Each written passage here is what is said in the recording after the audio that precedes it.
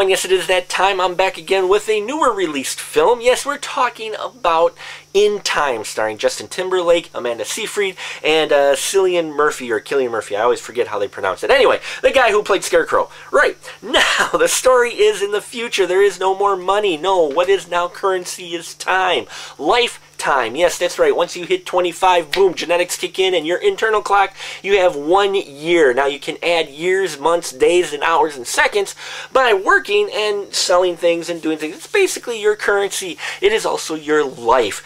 And we have Justin Timberlake, who happens to fall into a lot of lifetime, and he decides to use that lifetime rather than waste it away to help change the system. And along the way, he picks up Amanda Seyfried, while all the while being chased by the timekeepers, who are the cops who try to keep the balance of time and make sure nobody steals any time they didn't earn.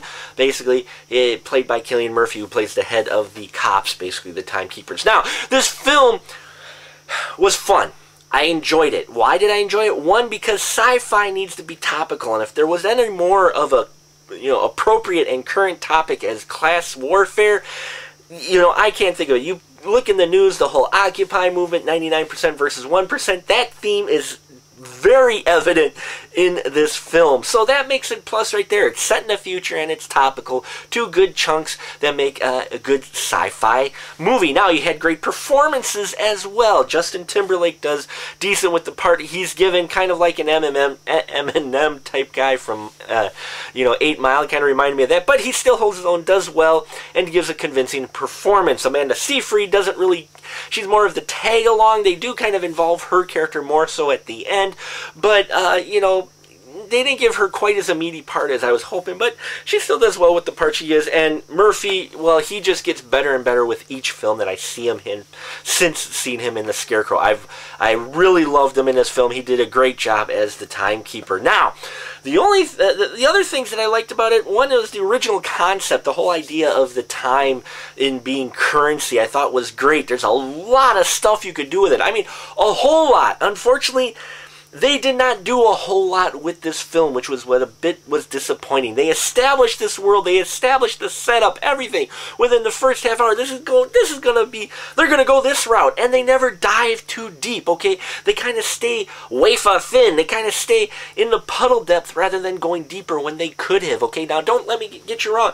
As far as an on-the-run film, it's a decent on-the-run film. I like the events and the way it was directed and the pacing.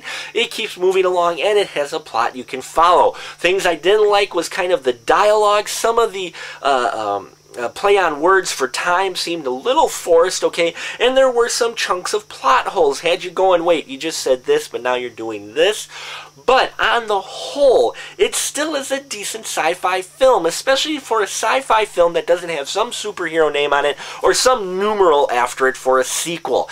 Yes, folks, that helped put it just above the bar into 3-stub category. In Time got 3 stubs for me. It is fun to watch, and the concepts are there, and it's great to think how deep they could have gone with the film. I just wish the producer, writer, director would have gone there, but maybe in the director's cut that'll come out eventually on Blu-ray, we'll get more. Still an entertaining film, though, folks. And that'll about do it for us here at the Final Cut. Till next time, keep that ticket stub.